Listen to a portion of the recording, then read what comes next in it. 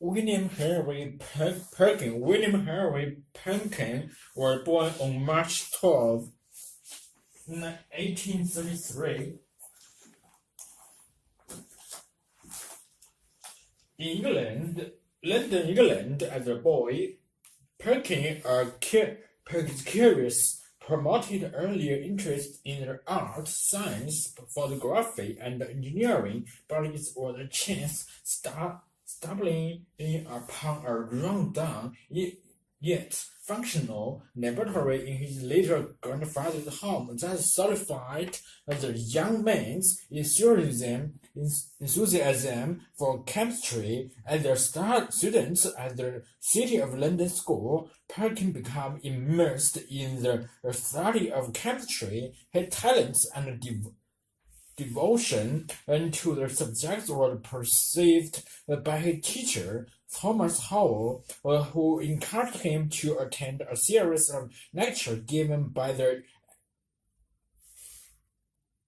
eminent scientist Michael Faraday at the Royal Institution. Those speeches fired the young chemist enthusiasm further, and he later went on to attend the Royal College of Chemistry, which he succeeded in entering in 1853 at the age of 15.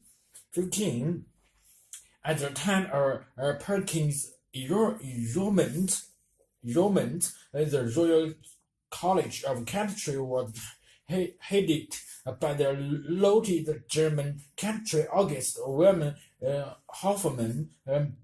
Perkin's scientific gifts soon caused Hoffmann's attention, and with 2 years he became Hoffmann's youngest assistant.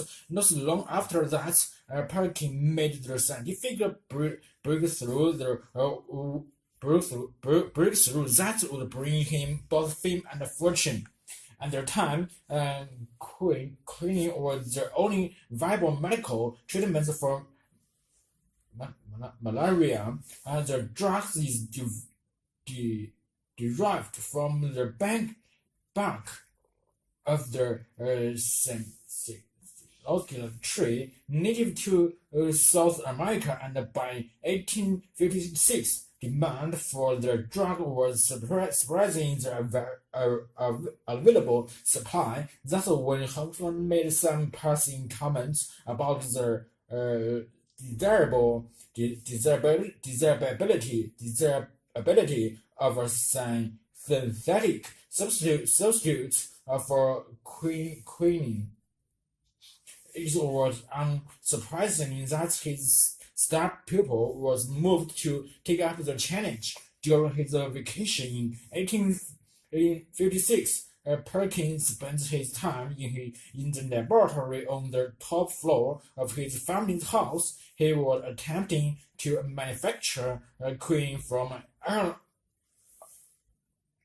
aniline, an inexpensive and readily available coal tar waste products. Despite his best efforts, however, he did not end up with quinine. Instead, he produced a mystery dark sludge.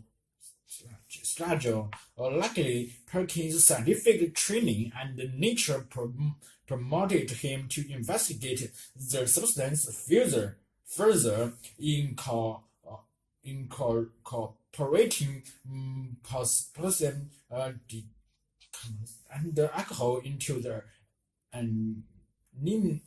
At the very stage of the experimental process, he finally produced a deep purple solution, and proving the truth of the famous scientist Louis word chance favor only the prepared mind.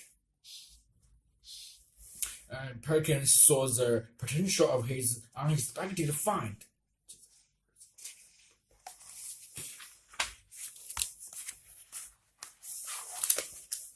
Historically, tactical dyes were made from such nature sources as plants and animal exhaustion. exhaustions. Some of these, such as the glandular muscles of snails, were difficult to obtain and outrageously expensive. Indeed, the purple colored extracted from a snail were once so closely that in society at the time only the rich could afford it. Further, and nature dyes tended to be muddy in hue and fade quickly. It was against this backdrop that the Perkins discovery was made. Perkin quickly grasped that his purple solution could be used to color a fabric, thus making it the world's first synthetic dye. Realizing the importance of this breakthrough, he lost no time in patenting it. But perhaps the most fascinating of all Perkin's reaction to his find was his nearly instant recognition that the new dye had commercial possibilities. Perkin originally named his dye Tyrene purple, but it later became commonly known as Marvel, from the French for the plants used to make the color violet. He asked the advice of Scottish dye works owner Robert Poller, who assured him that manufacturing the dye would be worth if the color remained fast. For example, would not fade, and the cost was relatively low. So over the first objections of his mention, he left college to give birth to the modern chemical industry. With the help of his father and brother, Perkin set up a factory not far from London, utilizing the cheap and plentiful coal tar that was almost ultimately a byproduct of London's gas street lights. The dye workers began producing the world's first synthetically dyed material in 1857. The company received a commercial boost from the Empress of France when she decided the new color flattened her very soon. That was the necessary shade for all the fashionable ladies in that country, not to be outdone.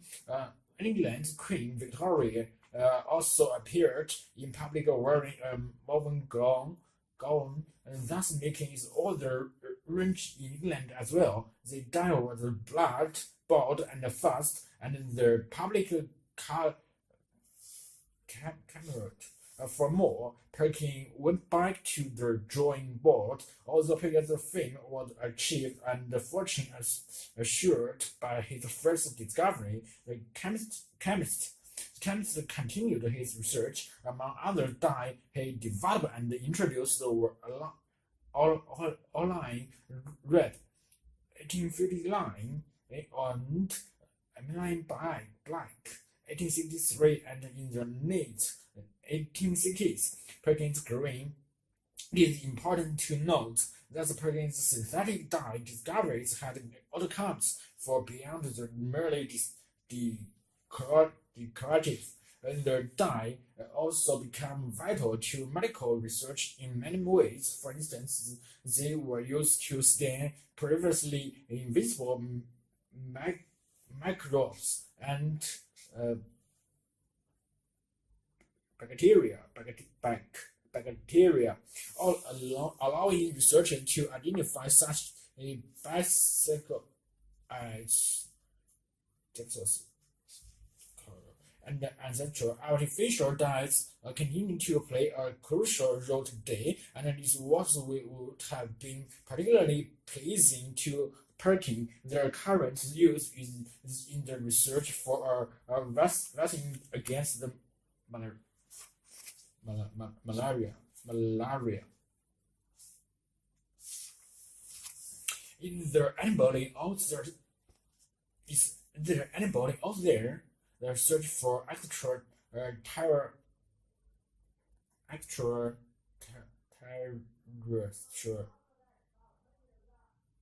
intellectual intelligence. The question of whether we are alone in the universe has haunted humans for centuries, but we may now stand paused on the brink of the answer to the question. We search for radio signals from other intelligent civilizations. This search are often known by the acronym SETI. Search for extraterrestrial intelligence is a difficult one, although groups around the world have been searching intermittently for 3 decades. It is only now that we have reached the level of technology where we can make a determined attempt to search all nearby stars for any signal of life. The primary reason for the search is basically causality, the same causality about the nature world that drives all pure science. We want to know whether we are alone in the universe. We want to know whether life evolves naturally if given the right conditions, or whether there is something very special about the Earth to have fostered the variety of life forms that we see around us on the planet. This simple detection of a radio signal will be sufficient to answer this most basic of all questions. In this sense, SETI is another cog in the machinery of pure science, which is continually pushing out the horizontal of our knowledge. However, there are other reasons for being interested in whether life exists as well. For example, there are other reasons for being interested in whether life exists as well. For example, we have had civilization on Earth for perhaps only a few thousand years, and the threat of nuclear war and the pollution over the last few decades have taught us that our survival may be a tenuous. Will we last another 2,000 years, or we will wipe ourselves out? Since the lifetime of a planet like ours is several billion years, we can expect that if other civilizations do survive in our galaxy, their ages will range from 0 to several billion years. Thus, any other civilization that we hear from is likely to be far older. On average, that's of ourselves. The mere existence of such a civilization will tell us that long-term survival is possible, and it gives us some cause for optimism. It is even possible that the older civilization may pass on the benefits of their experience in dealing with threats to survival, such as nuclear war and global pollution, and other threats that we haven't yet discovered. In discussing whether we are alone, most SETI scientists adapt 2 ground rules. First, UFOs, unidentified flying objects, are generally ignored, since most scientists don't consider the evidence for them to be strong enough to bear serious consideration.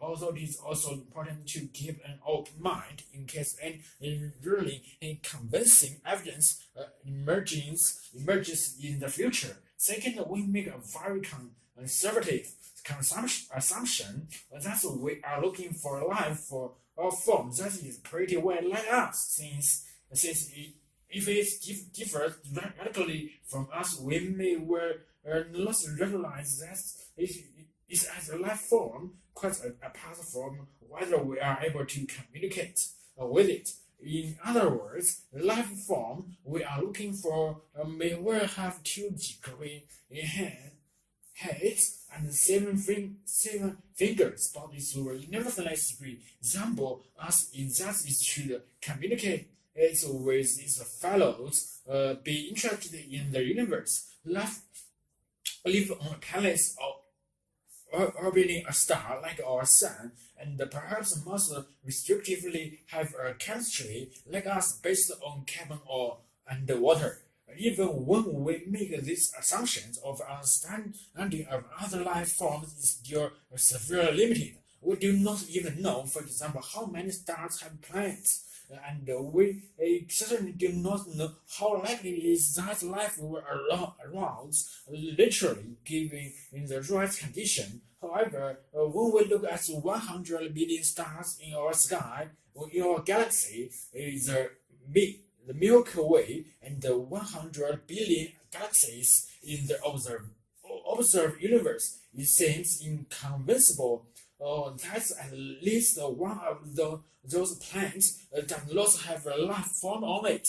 In fact, the best educated guesses we can make using the little that we do know about the condition for carbon-based life leads us to estimate that perhaps 1 in 100,000 stars might have a life-bearing planets orbiting it. That means that our nearest neighbors are perhaps 100 light years away, which is almost next door in astronomical terms. An alien civilization could choose many different ways of sending information across the galaxy, but many of these either require too much energy or Earth are severely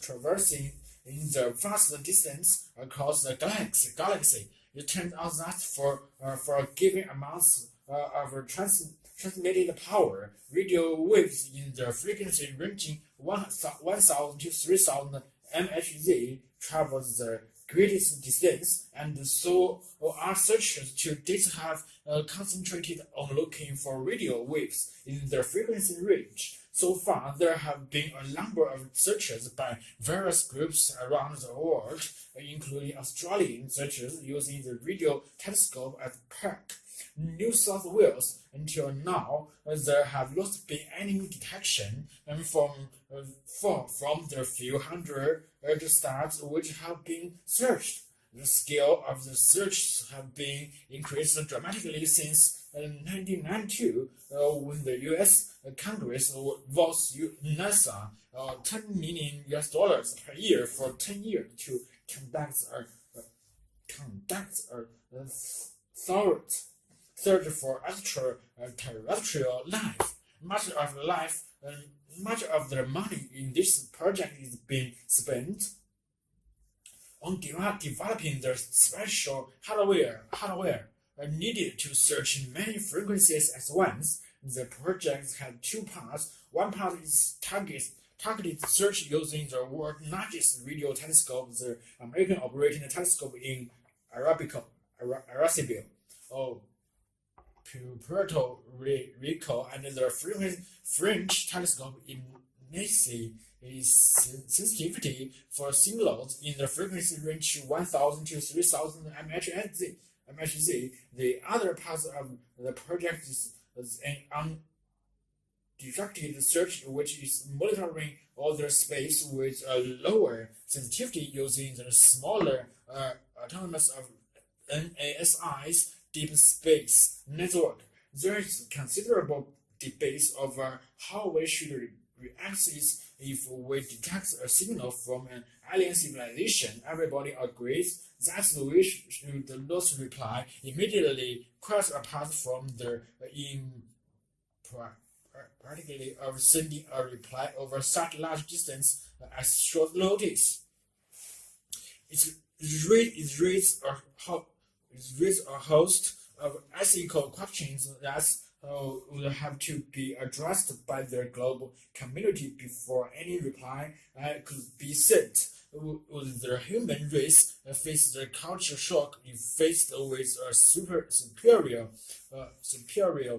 and much older civilization? And luckily, there is no urgency about this. The stars being searched are hundreds of light years away, so it takes hundreds of years for the signal to reach us. and a few hundred years for our reply to research them. It's not important then if there's a delay of a few years or decades where the human race debates the question of whether to reply and perhaps carefully drafts a reply. The history of the tortoise. If you go back far enough, everything lived in the sea at various points in evolutionary history. Enterprising individuals with many different animals groups moved us on the land, and sometimes even to the most parched deserts, taking their own private water with them in blood and cellular fluids, in addition to the reptiles, birds, mammals, and insects which with the all around us. Other groups also have succeeded out of water, including scorpions, snails, crustaceans, such as wood dice, and land crabs, millipedes, and centipedes, spiders, and various worms. And we mustn't forget the plants without whose prior invasion of the land, none of other migrations could have happened. Moving from water to land involves a major redesign of every aspect of life, including breathing and reproduction. Nevertheless, a good number of thoroughgoing land animals later turned around, abandoned their hard-earned terrestrial or returning and returning to the water again. Seals have only gone part way back. They show us what the intermediate must have been like on their way to extreme cases, such as whales and dolphins. Whales, including the small whales as we call dolphins, and dugongs, with their cousins, the manatees, seized to land creatures altogether and reverted to the former marine habits of their remote ancestors. They don't even come ashore to breed.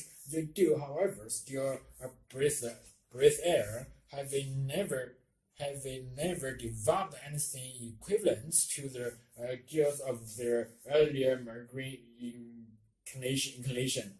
And tutors went back to the sea a very long time ago, and like all vertebrates return to their water. They breathe air, however, they are, in one respect, less fully given back to the water than whales or dugongs. For turtles still lay their eggs on beaches. There is evidence that all modern turtles are descended from a terrestrial ancestor which lived before most of the dinosaurs. And there are two key fossils called and dating from earlier dinosaur times, which appear to be close to the ancestor of modern turtles and turtles. You might wonder how we can tell whether fossil animals lived on land or in water, especially if only fragments are found. Sometimes it overs seriously or reptilian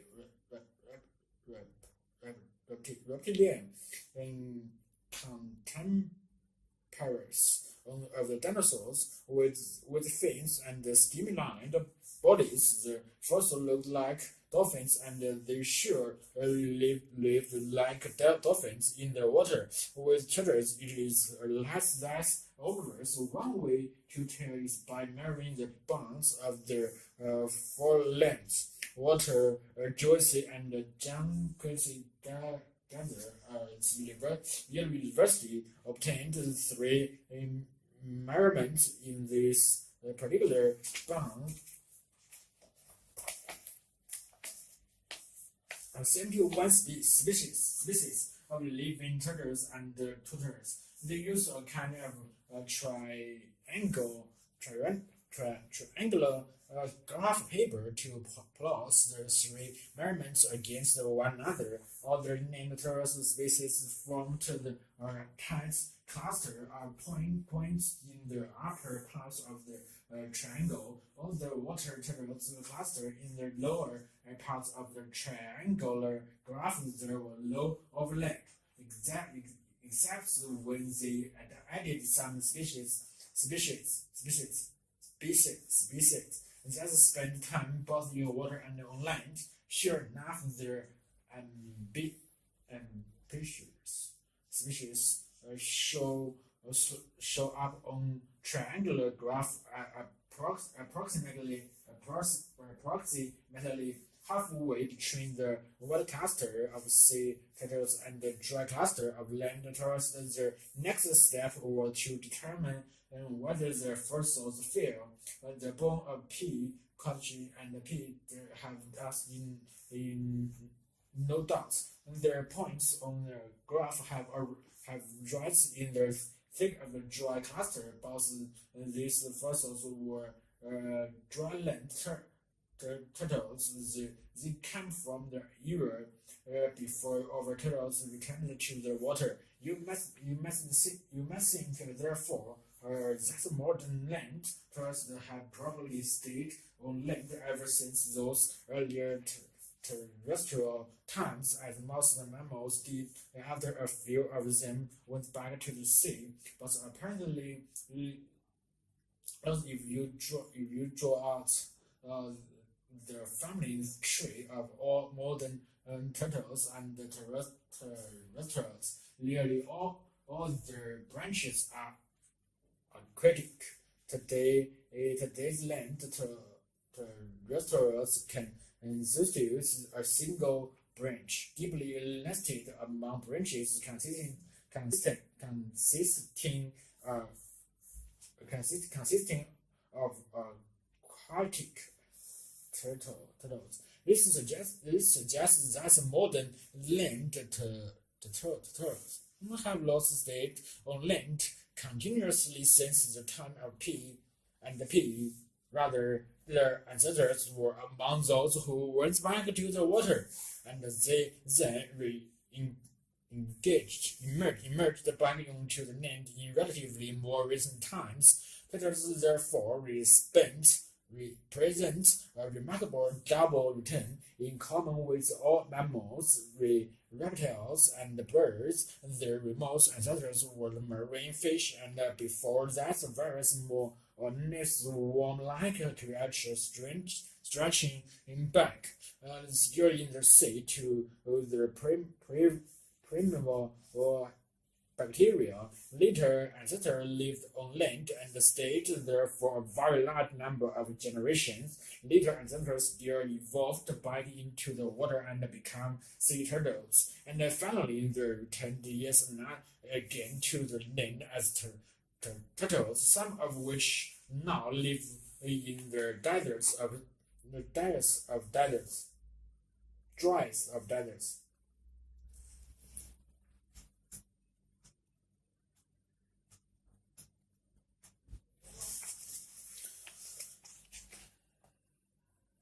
Very importance or other authority function defective in young children can have a major impact on the development of speech and communication, resulting in a determined effects on their ability to learn at school. This is likely to have major consequences for the individual and the population as a whole. In New Zealand, the Ministry of Health had found from research carried out over 2 decades that 6 to 10% of children in the country are affected by hearing loss.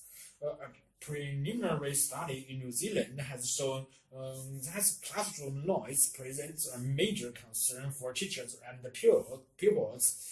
Modern teaching practice, the organization of desk in the classroom, poor classroom acoustic, and the mechanical means of ventilation, such as air conditioning units, contribute to the number of children unable to comprehend the teacher's voice. Education researchers and Solly have also suggested that recent trends in learning often involve collaborative interaction of multiple minds and tools as much as individual processing of information. This all amounts to heightened activity and noise levels, which have the potential to be particularly serious of children experiencing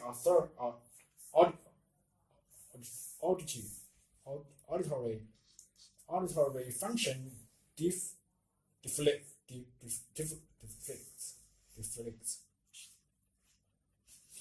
Noise in classroom can only exacerbate their difficulties in comprehending and processing verbal communication with other children and instruction from the teacher. Children with auditory function defect are potentially falling to learn to their maximum potential because of noise level generated in classrooms. The effects of noise on the ability of children to learn effectively in typical classroom environments are now the subject of increasing concern. The International Institute of Noise Control Engineering, on the evidence of the World Health Organization, has established an international working party which includes New Zealand to evaluate noise and vibration control for schoolrooms, while the determine effects of noise in classroom situation are not limited to children experience disability. And those with a disability that affects their processing of speech and verbal communication could be extremely vulnerable, and the auditory function defects in question include hearing impairment, autistic spectrum disorder, and attention deficit disorder. Autism is considered a neurological and genetic lifelong disorder that causes discrepancy in the way information is processed.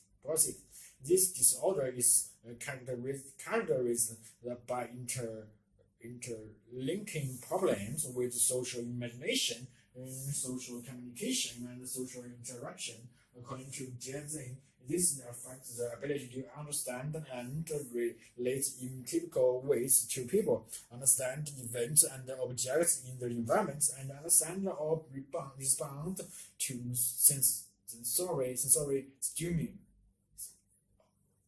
Autism does not allow learning or thinking the same ways as in children who are developing normally.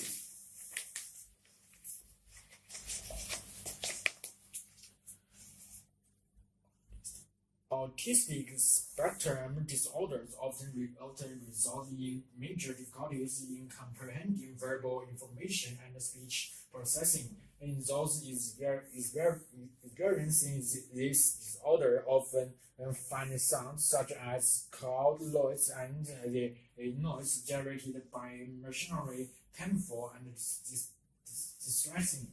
This is individual to another, but a child who finds any type of noise in their classroom or learning space intrusive is likely to be advanced or affected in their ability to process information.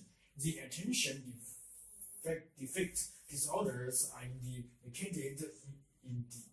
indicative of neurological and genetic disorder and are characterized by difficulties with stance needing attention, efforts, and persistence, organization skills, and disinhibition. Children experiencing these disorders find it difficult to screen out unimportant information and focus on everything in their environment rather than attending to a single activity. Background noise in the classroom becomes a major distraction which can affect the ability to concentrate. Children experiencing an auditory function defect can often find speech and communication very difficult to isolate the process when set against the high levels of background noise. The levels came from outside activities that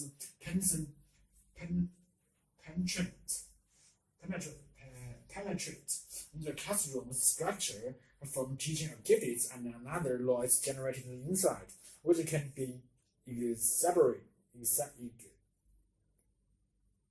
separated by room vibration. Strategies are needed to obtain the optimum classroom construction and perhaps a change in classroom culture and methods of teaching. In particular, the effects of noise classroom and activities on those experiencing disabilities in the form of auditory function defective leads through investigation. It is probable that many undiagnosed children exist in the education system with invisible disabilities. Their needs are less likely to be met than those of children with no disabilities. The New Zealand government has developed New Zealand disabilities strategies and has embarked on a wide range consultation process. The strategies recognize that people experiencing disabilities face significant barriers in achieving a full quality of life in areas such as attitude, education, employment, and access to service. Objective 3 of the New Zealand disability strategy is to provide the best education for disabled people by improving to learn their develop within their already existing local school for successful education. The learning environment is vitally significant. So any effort to improve this is likely to be of great benefits to all children, but especially to those with auditory function disability. A number of countries are already in the process of formulating their own standards for the control and reduction of classroom noise. New Zealand will probably follow the example. The literature to date on noise in schoolrooms appear to focus on the efforts on school or children in general. The teachers and the hearing impaired only limited attention appears to have been given to those students experiencing the other disabilities involving auditory function defect. It is imperative that the needs of these children are taken into account in the setting of appropriate international standards to be promulgated in future.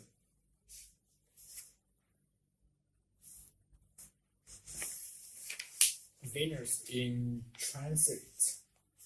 On 8 June 2004, more than half of the population of the world were treated to a area astronomical events. For over 6 hours, the planets Venus steadily inched this way over the surface of the Sun. This transit of Venus was the first since 6 December 1982. On that occasion, the American astronomer Professor Simon Newman led a party to South Africa to observe the event.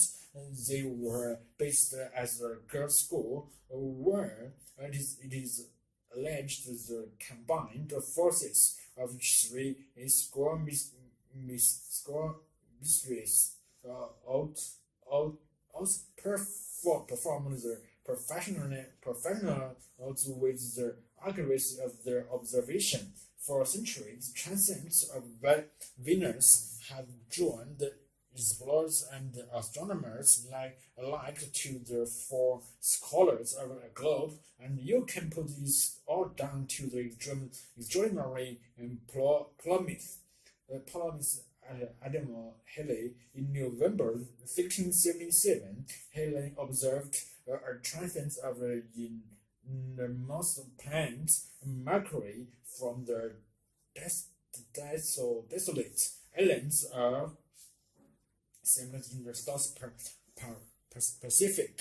He realized that from different latitudes, the passage of the planets across the Sun's disk would appear to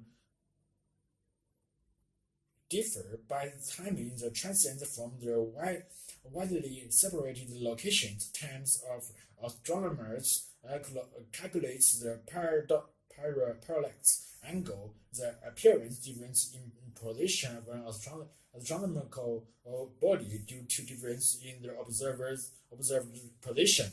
Calculating this angle would allow astronomers to measure what was then the ultimate goal, the distance of the Earth from the Sun, and the distance is known as the astronomical units, or AU.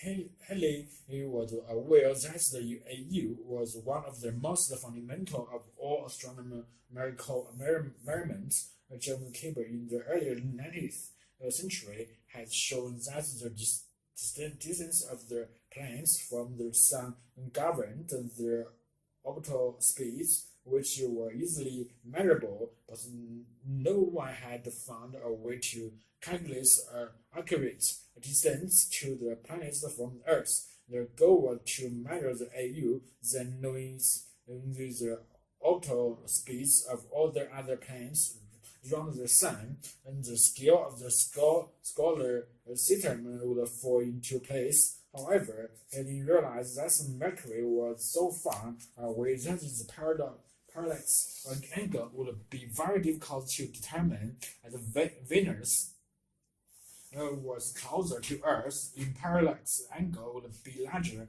and Halley worked out that by using Venus, it would be possible to measure the Sun's distance to one part in 500, but there was a problem.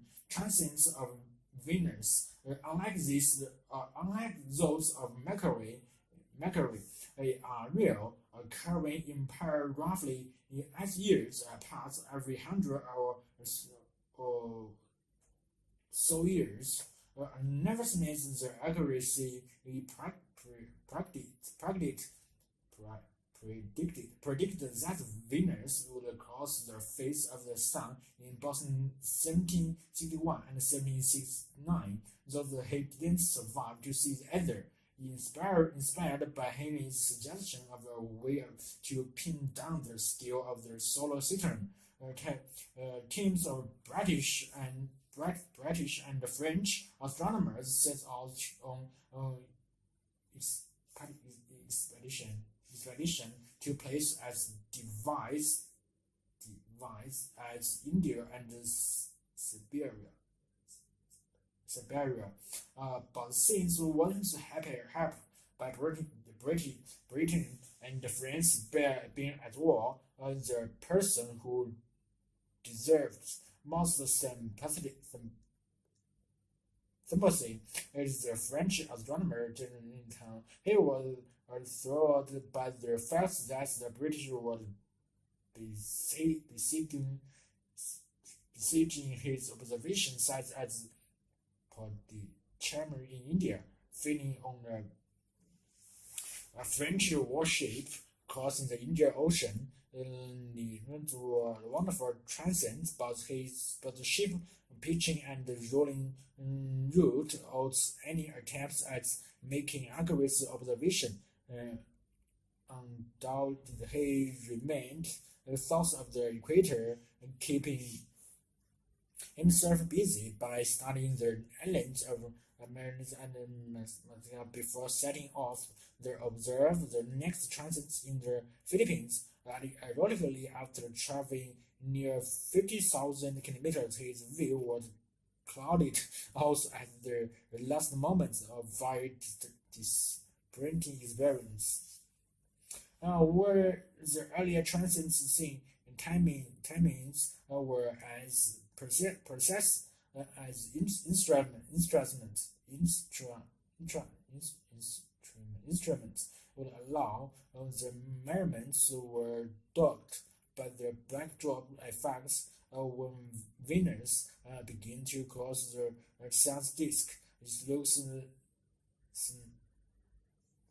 looks clear,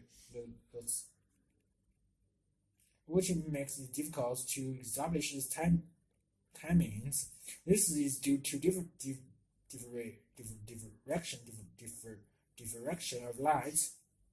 A second problem is that Venus exhibits a halo of light when it is seen just outside the sun disk, where this showed astronomers that Venus was surrounded by a thick layer of gases refracting sunlight around it. Both effects made it impossible to obtain accurate timing.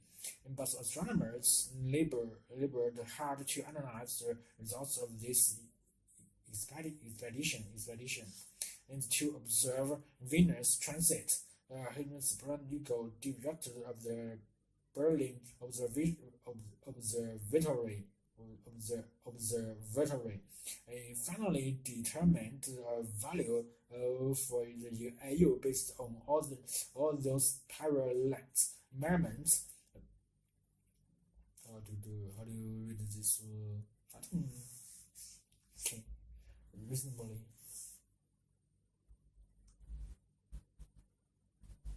153,340,000.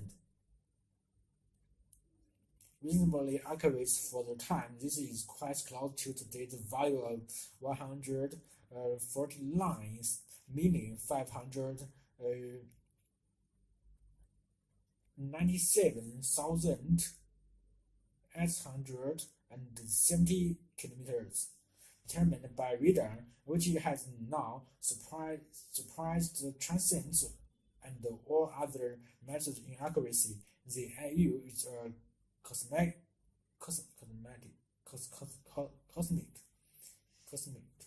measuring rod and the basis of how we scale the universe today. The parallax principle can be extended to measure the distance to the stars. If we look at a star in January, when Earth is at one point in its orbit, it will seem to be in different position from whether it appeared 6 months later. Knowing the width of Earth's orbit, the parallax shift lets astronomers calculate the distance. In June 2004, transit of Venus was thus more of an astronomical spectacular than scientifically important events, but such transits have paved the way for the mass proof to be one of the most vital breakthroughs in the detecting Earth-sized planets orbiting in other stars. A neuroscientist reveals how to think differently in the last decades. In the last decades, a revolution has occurred in the way that scientists think about the brain. We now knew that the decisions humans make can be traced to the varying patterns of neurons in specific parts of the brain. These discoveries have led to the field known as neuroscience, which studies the brain and secrets to success in economic environments that demands innovation and being able to do things differently from competitors. A brain that can do this is in the one briefly a colossal is a person who does something that others see can't be done. This definition implies that in economists are different from other people, but more precisely is the brains that are different in three distinct ways: perception, for fear response, and social intelligence. Each of these three functions utilize a different circuits in the brain. And new theories might suggest that the brain is irrelevant, that thinking in the original, even revolutionary way is more a matter of personalities than brain function. But the field of neuromolecules born out of the realization that the physical working of the brain places limitation on the way we make decisions. By understanding these constraints, we begin to understand why some people are much to different habits. The first thing to realize is that the brain suffers from limited resources. It has a fixed energy budget about the same as a 40 weightless bump. So this has involved to work as efficiently as possible. This is why most people are implied from being at least, for example, when confronted with information streaming from the eyes, the brain will interpret this information in the quickest way possible. That is drawn on both past experience and any other source of information, such as what other people say, to make sense of what is seen. This happens all the time. The brain takes shortcuts that works as well. Also well. We are hardly ever aware of them. We think our perceptions of the world are real, but they are only biological and electrical rumblings. Perception is not simply a product of what your eyes or ears transmit to your brain, more than the physical reality of photons or sound waves. Perception is a production of a brain. Perception is central to cognition as they see things setting differently to other people. Their brains do not fall into efficiency pitfalls as much as the average person's brain, either because they were born that way or through learning have found ways to work around the perceptual shortcuts that plunge most people. Perception is not something that is hardwired into the brain. It is a learned process which is both clues and opportunities for change. The brain faces the fundamental problems of interpreting physical stimuli from the sense Everything the brain sees, hears, or touches has multiple interpretations, and the one that is ultimately chosen is simply the brain's best theory. In technical terms, those conjectures have their basis in the statistical likelihood of one interpretation over another, and are heavily influenced by past experience and importantly for potential iconoclast. What other people see, the best way to see things differently to other people is to bombard the brain with things that it has never encountered before. Novelty releases the perceptual process from the chains of past experience and forces the brain to make new judgments. Successful has an extraordinary willingness to be exposed to what is fresh and different. Observation of iconoclast shows that the embrace novelty where most people avoid things that are different. The problem with novelty, however, is that it tends to trigger the brain fear system. Fear is a major impediment to thinking like and stops the average person in this track. And there are many types of fear, but the two that inhabits thinking and people generally find difficult to deal with are fear of uncertainty and the fear of public ridicule. This may seem like a trivial problems, but the fear of public speaking, which everyone must do from time to time, afflicts 1/3 of the population. This makes it too common to be considered a mental disorder. It is simply a common variant of human nature, one which do not inhabit the reactions. Finally, to be successful, iconoclast individual must say their ideas to other people. This is where social intelligence comes in. Social intelligence is the ability to understand and manage people in a business setting. In the last decades, there has been an explosion of knowledge about the social brain and how the brain works when groups coordinate decision making.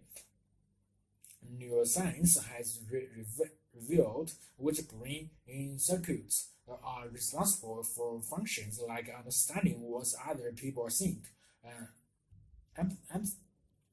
empathy, fairness, and social identity. These brain's regions play a key role in whether people convince others of their ideas. Perception is important in social cognition too. The perception of someone's enthusiasm or reputation can make or break a deal. Understanding how perception becomes interviewed with social decision making shows why successful are so real. This creates new opportunities in every area for artist expression and to technological to business. The supply, creativity, and innovation not easily accomplished by committees, rules aren't important to them. Fix alienation and failure, but can also be a major asset to any organization. It is crucial for success in any field to understand how the mind works. I don't know that word.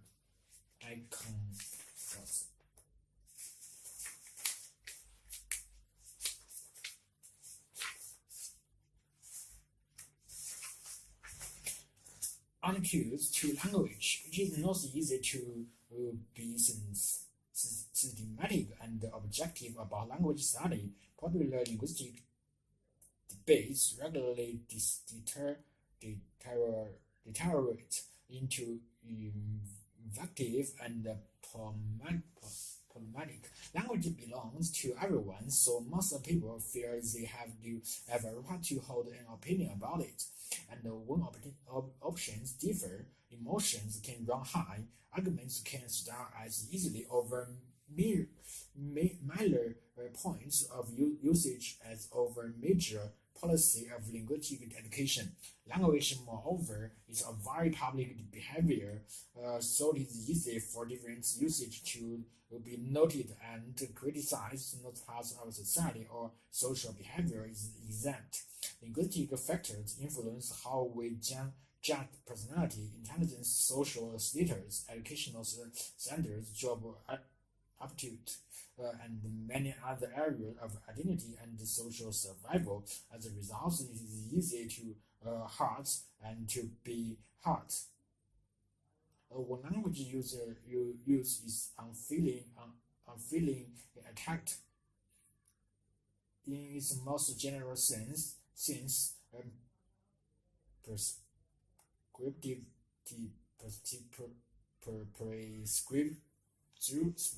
then is the view that one variety of language has an inherent higher value than others, and that this ought to be imposed on the whole of the speech community. The view is profound, especially in relation to grammar and vocabulary, and frequently with reference to pronunciation. And the variety which is favored in these accounts is usually a version of a standard right language, especially as encountered in literature or in the formal spoken language, which most closely reflects this style. Adherent to this variety are said to speak, or write correctly, division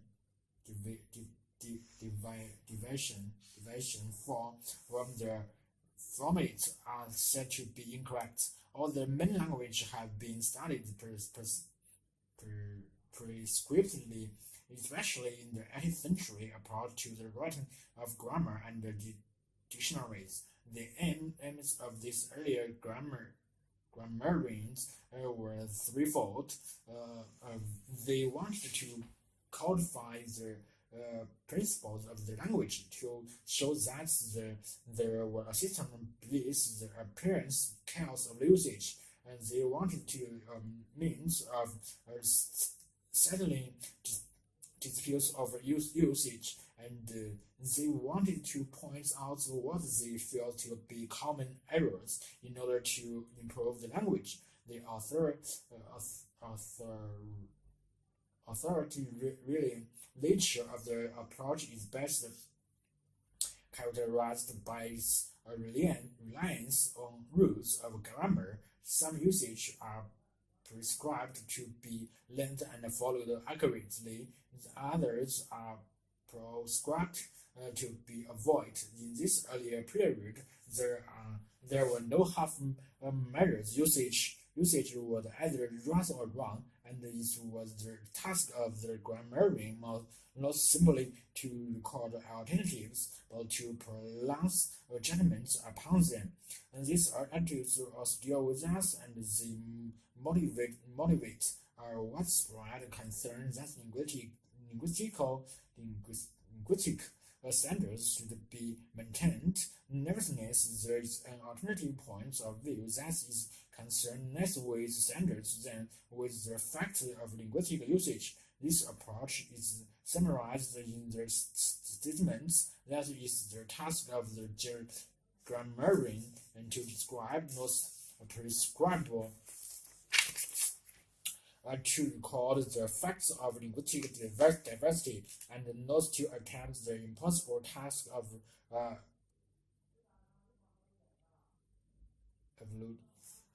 language variation or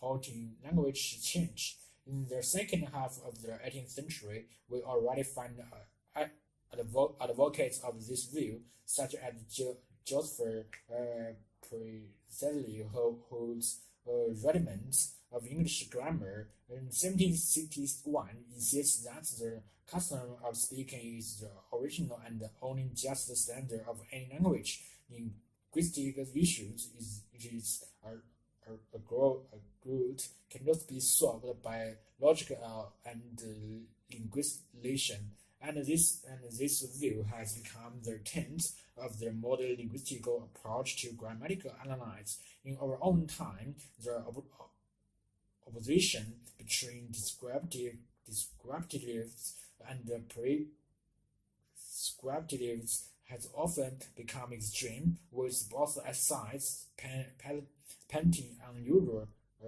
unreal picture of the others. Descriptive grammars have been presented as people who do not care about standards because of the way they see all form of usage as equally valid. Prescriptive grammarian have been presented as blind adherent of a historical tradition.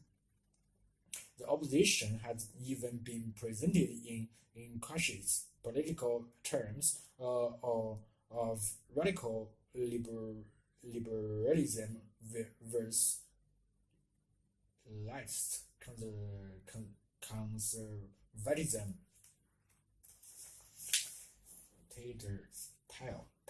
Tidal power. Undersea turbines, which produce electricity from the tidals, are said to become an important source of renewable energy for Britain. It is still too early to predict the extent of the impact they may have. As other signs are that they will play a significant role in the future. Operating on the same principle as wind turbines, the power in sea turbines comes from tidal currents, which can blaze similar to ships parallel. But unlike wind, the tidals are predictable and the power impulse is constant. The technological rises, the prospects of Britain become self-sufficient in renewable energy and drastically reducing its carbon dioxide emission. If tide, wind, and wave power are all developed, Britain would be able to close gas, coal, and nuclear power plants and export renewable power to other parts of Europe. Unlike wind power, which Britain originally developed and then abandoned for 20 years, allowing the Dutch to make it in a major industry. Undersea turbines could become a big export to island nations such as Japan and New Zealand. Tidal sites have already been identified that will produce 1/6 or more out of UK's power, and at price competitive with modern gas turbines and undercutting those of the already aligned nuclear industry. One side along the Pennine fleece between Ireland and mainland Scotland could produce 10% of the country's electricity with banks of turbines under the sea, and another at in the Channel Islands, three times the 1,200 megawatts of Britain's largest and newest nuclear plant.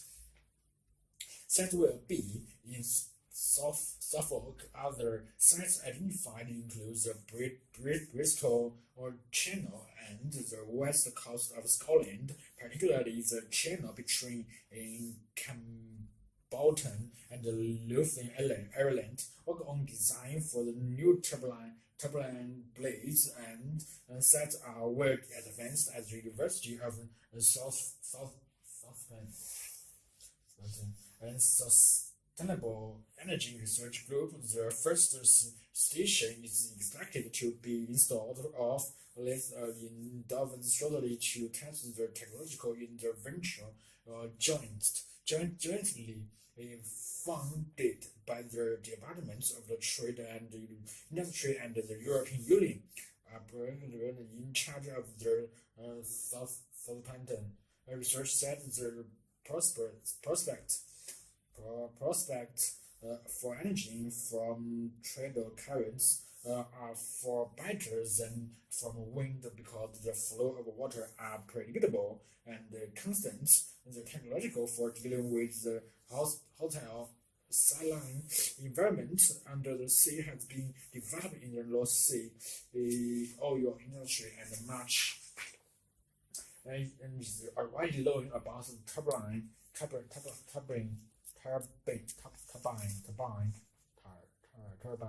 and blade design because of wind power and the ship propellers. There are few technical difficulties, but I believe in the next 5 or 10 years we will be installing commercial marine turbine farms. Southern has been aware of 215,000 pounds over 3 years to develop the turbine and is working with marine currents turbine subsidiary of IT Power on their projects. Research has now identified 106 potential sites for power. 80% around the coast of Britain. The best sites are between islands or around heavily identity coastal where there are strong tidal currents. Marine turbine blades need to be only 1/3 of the size of the wind generator to produce 3 times as much power. The blades will be about 20 meters in diameter.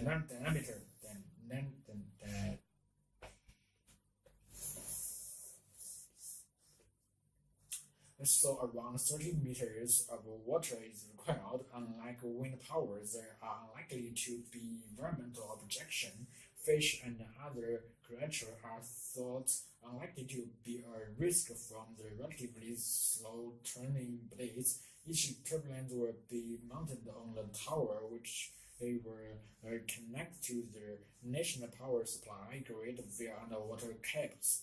And the towers will stick out of the water and be lit to one ships, and also be designed to be lifted out of the water from maintenance and to clear seaweed from the tail blades. Dr. Ben Hahn had done most work on the underlying assets where there are powerful currents. The single undersea turbine farms would produce far more power than needed for the Channel Islands, and most would be fed into the French grid and be re-imported to Britain via the cable under the channel. On technical difficulties is cavitation, where low pressure behind a turning blades causes air bubbles, and this can cause vibration and damage to blades of the turbines. So Peter said we have to test a number of blades types to avoid this happening, or at least make sure it does not damage the turbine and or reduce performance. Although another slight concern is submerged debris floating into the blades. So far, we don't know how much a problem of it might be. We will have to make the turbines robust because the seas are hostile environments, but other signs that we can do is all good. Information theory. the big idea. Information theory lies at the heart of everything from DVD players and the genetic code of DNA and to the physical of the device as is most fundamental. It has been central to the development of the science of communication, which enables data to be sent electrically and has therefore had a major impact on our lives. In April 2002, an event took place which demonstrates one of the many applications of information theory in the space probe Voyager 1, launched in 1967, had sent back a spectacular image of Jupiter and Saturn and the 10 solar hours of the solar system on a one-way mission to the stars. After 25 years of exposure to the freezing temperatures of deep space, the probe was beginning to show its age. Sensors and circuits were on the brink of falling, and NASA experts realized that they had to do something or lose contact with the probes forever. Its solution was to get a message to Voyager 1 to instructs to use spells to change their falling path. With the probe 12 billion kilometers from Earth, this was not an easy task. By means of a radio dish belonging to NASA's deep space network, the measured message was sent out into the depths of space. Even traveling at the speed of light, it took over 11 hours to reach its targets far beyond the other orbit of Pluto. Yet incredibly, the little probe managed to hear the faint call from its home planet and successfully made the switch over. It was the longest distance repair job in history and attempts for the NASA engineers, but it also highlighted the astonishing power of the technique as developed by American communications engineer Claude Sam, who had died just a year earlier. Born in 1916 in Pakistan, Merchingo Journal showed the earlier talents for math and for building gadgets, and made breakthroughs in the foundations of computer technology when still a student was at Bell Laboratories. Shannon developed information theory, but shunned the resulting acclaim. In the 1940s, he single-handedly created an entire science of communication which has since invaded its way into a host of applications, from DVDs to stylized communication to barcodes. An area, in short, was where data had to be conveyed rapidly yet accurately. This is all seem light years away from the down-to-earth use Shannon originally had for his work, which began when he was a 22 years old graduate engineering student at the prestigious Massachusetts Institute of Technology in 1963. He set out with an apparently simple aim to pin down the practice meaning of the concepts of information. The most basic form of information, Shannon argued, is whether something is true or false, which can be captured in the brain unit or bit of the form 1 or 0. Having identified its fundamental units, Shannon sets about delivering otherwise vague idea about information and how to transmit it from place to place. In the process, he discovered something surprising. It is always possible to generate guarantee information where it gets through random interfaces. Intact. Noise usually means unwanted sounds which interfere with genuine information. Information theory generalizes this idea via theorism that captures the effects of noise with micro-precision.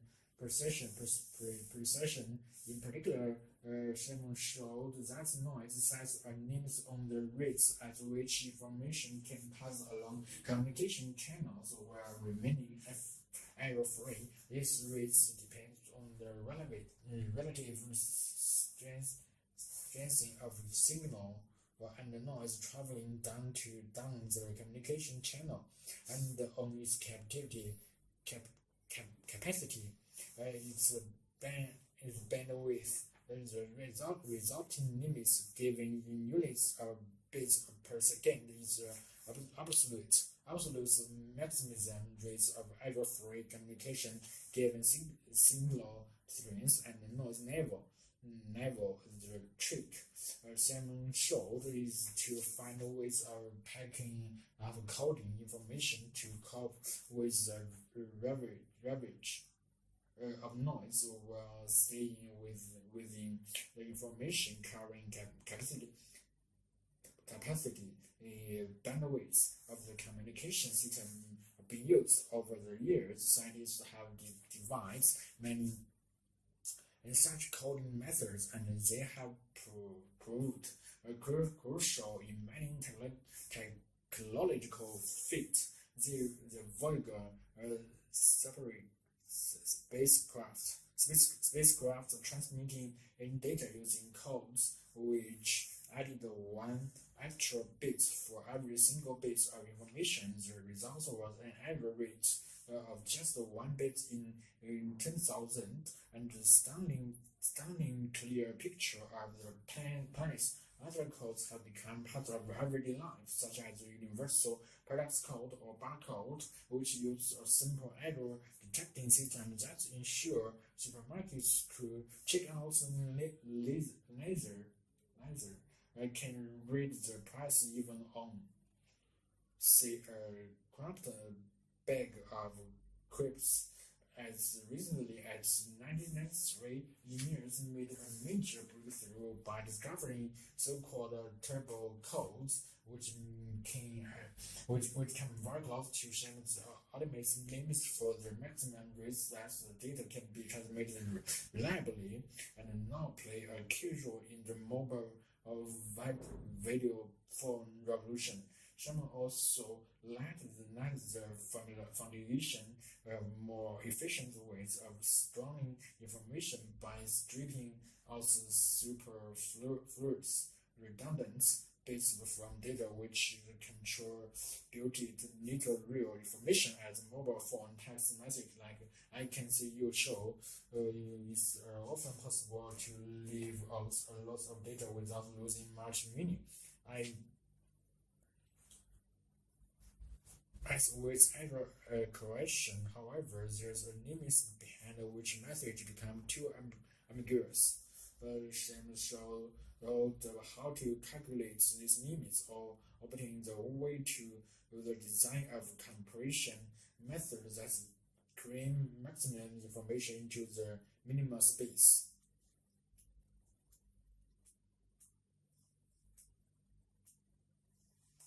The life and work of Marie Curie.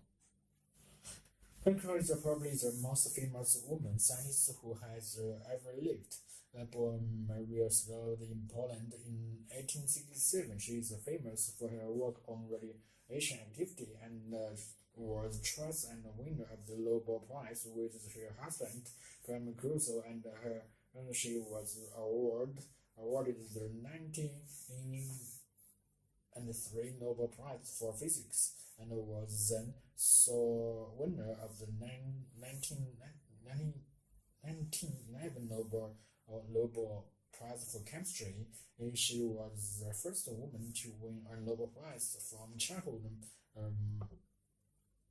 Mary was remarkable for her prodigious memory, and at the age of 16, won a gold medal of competition for her secondary education because her father lost his savings through bad investments. She then had to take work as a teacher. From her earnings, she was able to finance his sister Brown's medical studies in Paris, on the understanding that Burns would in turn later help her to get an education. In 1891, this promise was fulfilled, and Burns went to Paris and began to study at the Sorbonne University of Paris. She often worked far into the night and lived on little more than bread and butter as tea. She came first in the examination in the physical science in 1893 and 1894 was placed second in the examination in mathematical science. It was not until the spring of the year that she was introduced to clothes. The marriage in 1895 marked the start of a partnership that was soon to achieve results of world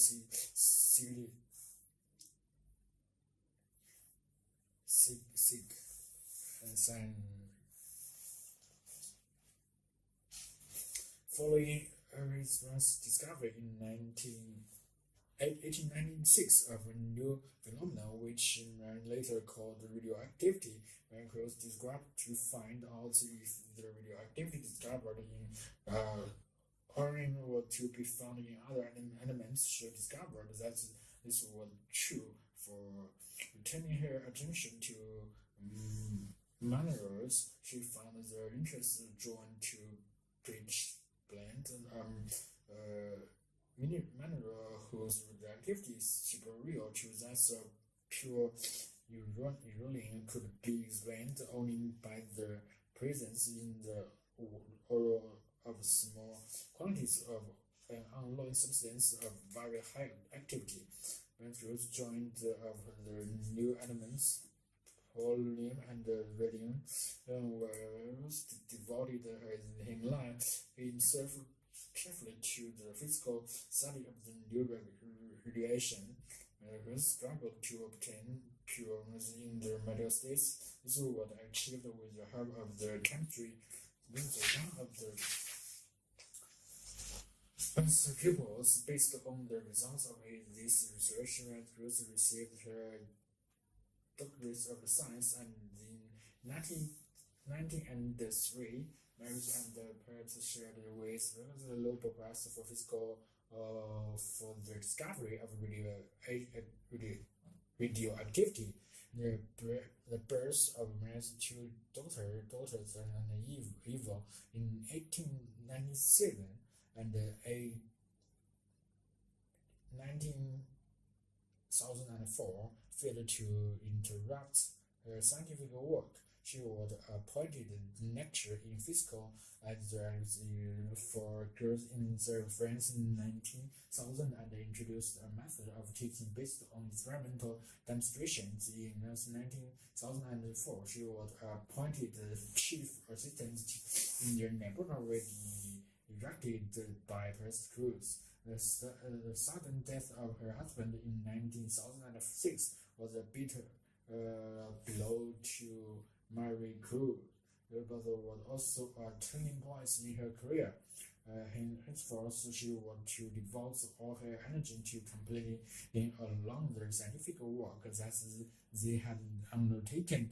On May 13, 2006, she was appointed to the professorship that had been left vacant on her husband's death, becoming the first woman to teach at the Sorbonne in 1911, she was awarded the Nobel Prize for Chemistry for the isolation of pure form of radium.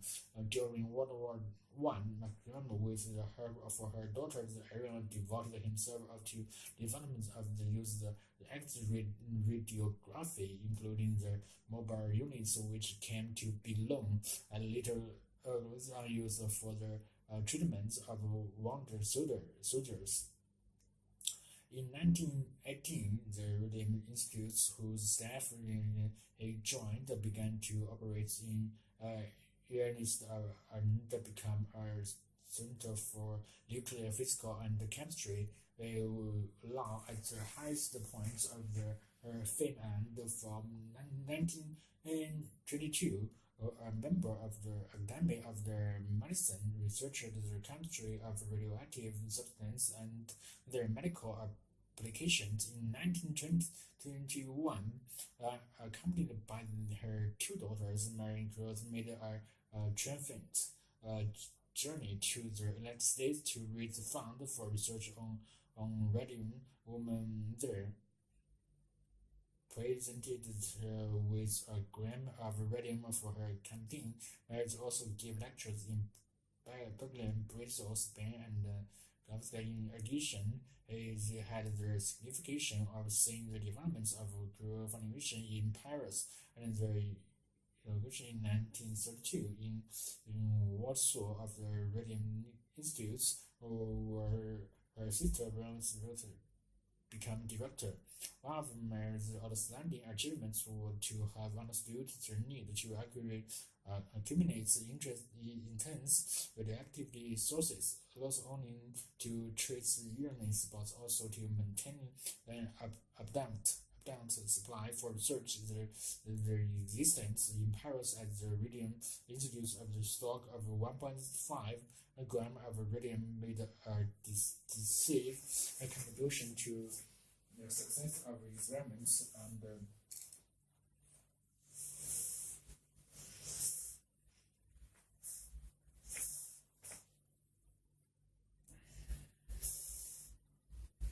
one of the most outstanding achievements was to have understood the need to accumulate intense radioactive resources, not only to treat illness but also to maintain an abundant supply for research. The existence in Paris at the Radium Institute of a stock of 1.5 grams of radium made a decisive contribution to the success of the experiments undertaken in the years around 1930.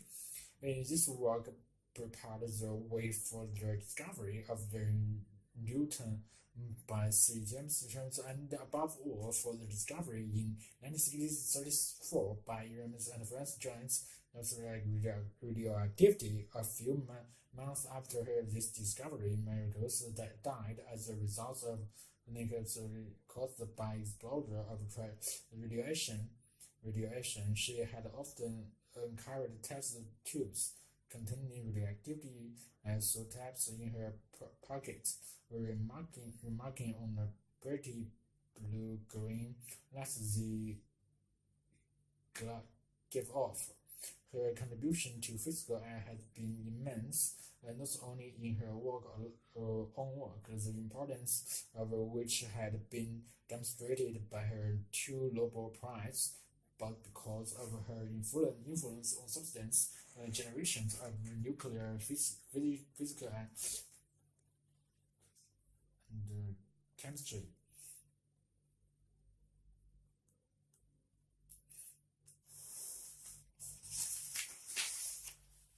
Young children's sense of identity, a sense of self developed in young children by degrees. The process can usefully be thought of in terms of gradual encouraging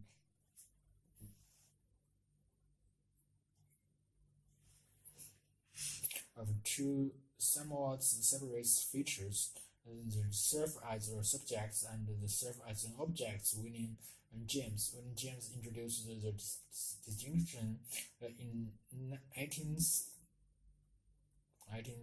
1992, and contemporaries of his, such as Colley, added to the development debates. Ever since, the physiological has continued building on the theory.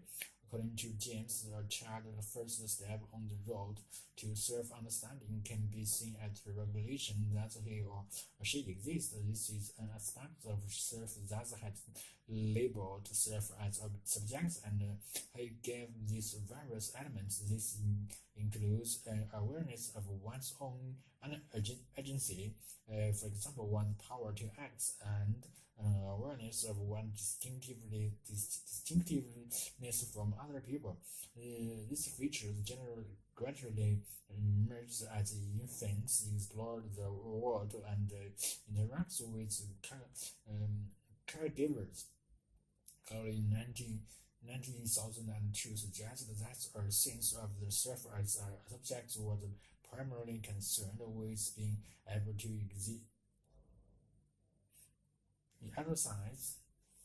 exercise power.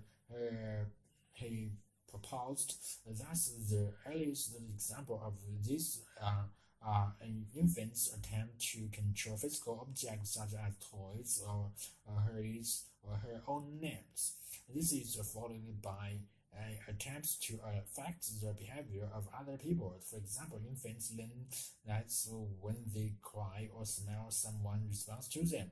Another powerful source of information for infants about the facts they can have on the world around them is provided when other mimic them.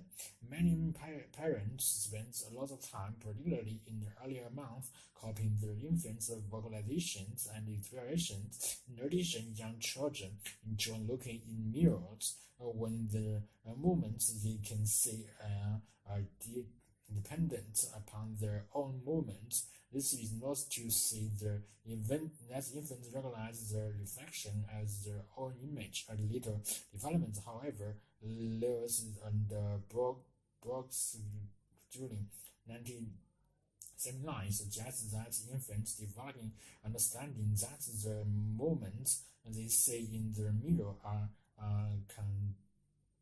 contingent on their own leads to a growing awareness that they are distinct from other people.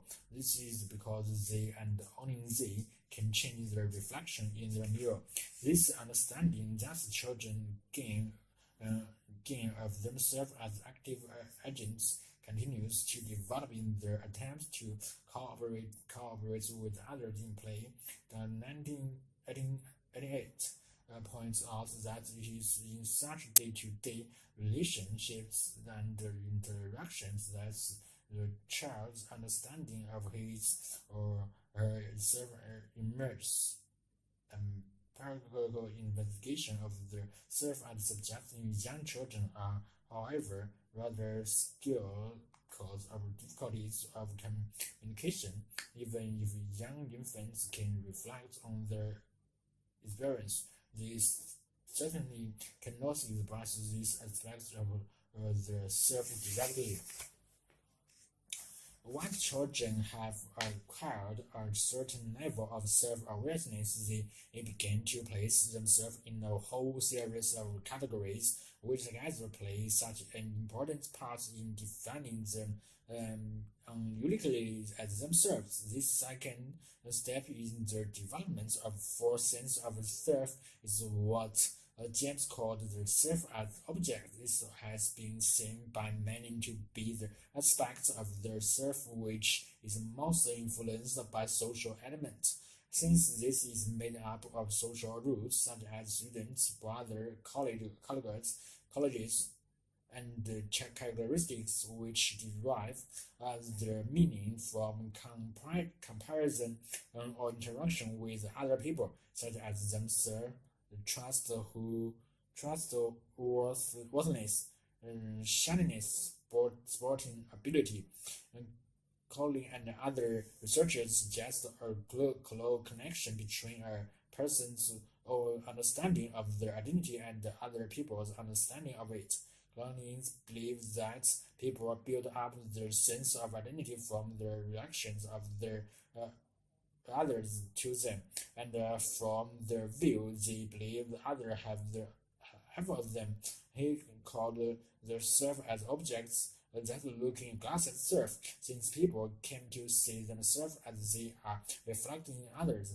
In 1934, went even further and saw the self and the social world as in inextricably bound together.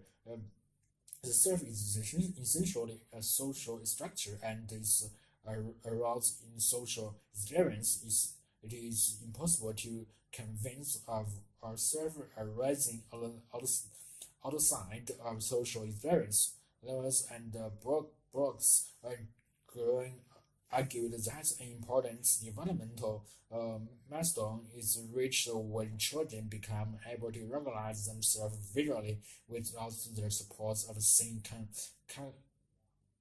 contingent moment. This regulation occurs around their second birthday. In one experiment, Lewis and Brooks in 1977, in that some red power and noise of children who were playing in front of a mirror, and then observed how often when they touched their notes, and the physiologist reasoned that if the children knew what they usually looked like, they would be surprised by their unusual red mark and would start touching it. On the other hand, they found that children of 15 to 18 months are generally not able to recognize themselves unless the other cue such movements as present. Finally, perhaps the most graphical expression of self-awareness in general can be seen in the displays of range which are most common from 18 months to 3 years of age. In the longitudinal study of groups of 3 or 4 children, Bronson 1975 found that the intensity of the frustration and anger in their disagreements increased sharply between the age of 1 and 2 years. Often, the children's disagreements involved a struggle over a toy that none of them had played with before or after their tug of war. The children seem to be disturbing in ownership rather than wanting to play with it. Although it may be less marked in other societies, the link between the sense of self and ownership is a notable feature of childhood in Western societies. The development of a museum. The conviction that historical relics provide infallible testimony about the past is rooted in the 19th and early 20th centuries, which science was regarded as objective and value-free.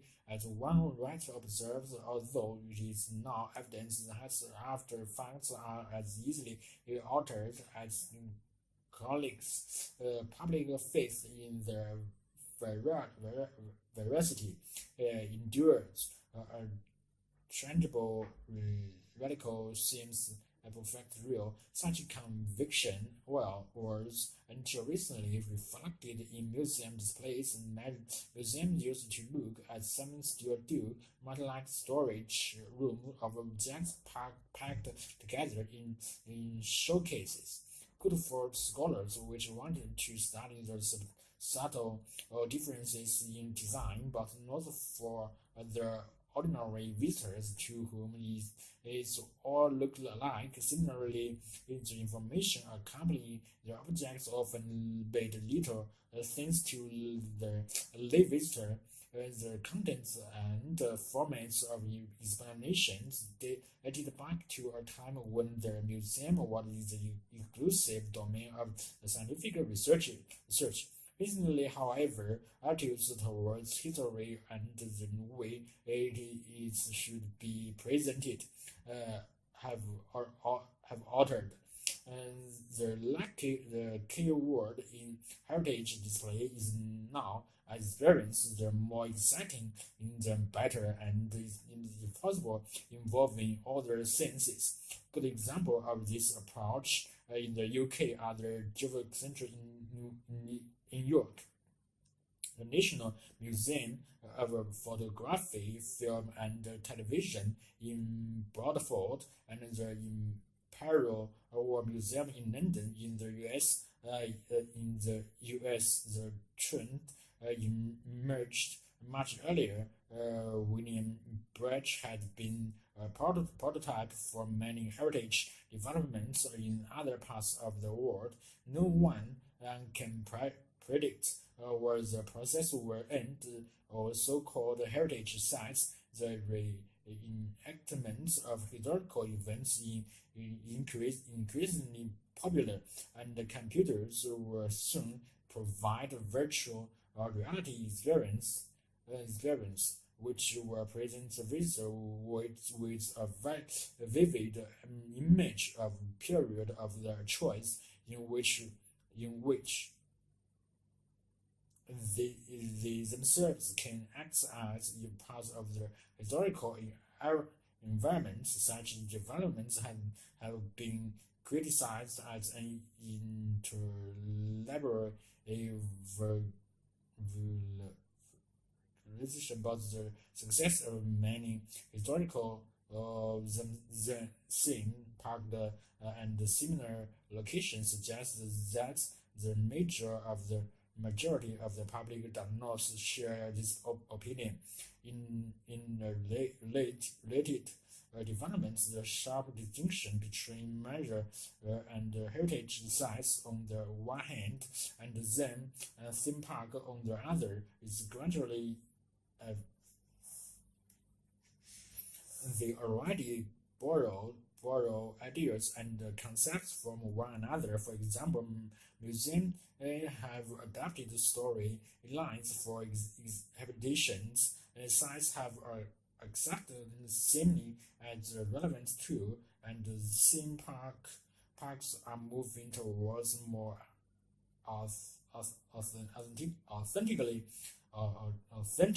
authenticity and research-based presentations. In Zoom, animals are no longer kept in cages, but in great spaces, either in the open air or in enormous greenhouses, such as the jungle and the desert environment in Bergzone in Holland. This particular trend is regarded as one of the major developments in the presentation of nature's history in the 20th century.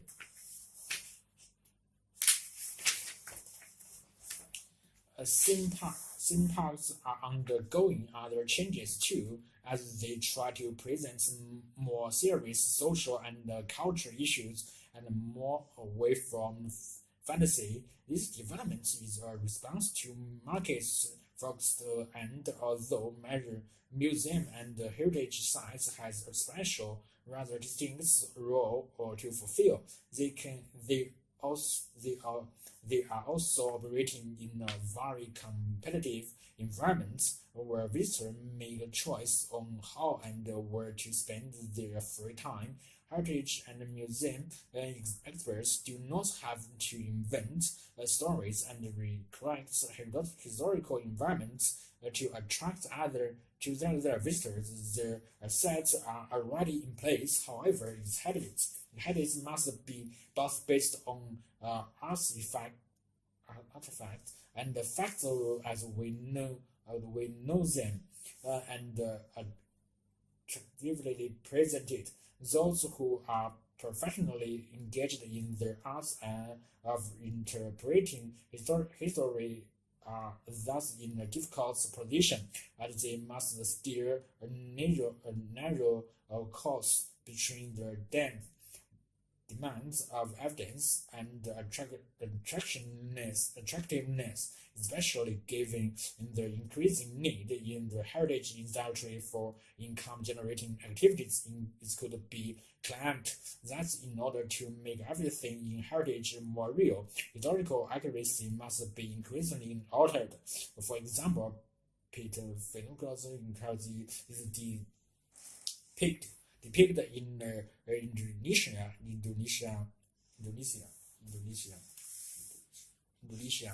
Indonesia museum with Malay facial features because this corresponds to public perception. Similarly, in the Museum of Natural History in Washington, named a man is shown making a dominant gesture to his wife. Such presentation tells us more about contemporary perceptions of the world than about our ancestors. There is one compensation, however, for the professionals who make these interpretations. If they did not provide the interpretation, visitors would do it for themselves based on their own ideas, misconceptions, and prejudice.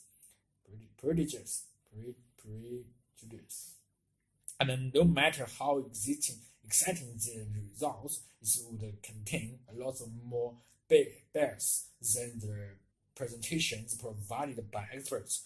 Human bias is inevitable, but another source of biases in the representation of history has to do with the transitory nature of the materials themselves. The simple fact is that not everything from history survives the historical process. Castle palaces and have a longer lifespan than the dwelling of ordinary people. The same applies to the front shining and other contents of the premise. In a town like Leda in Holland, which in the 70th century was occupied by approximately the same number of inhabitants as today, people lived within the wall of the town, an area more than 5 times similar than modern Leyden. In most of the houses, several families lived together in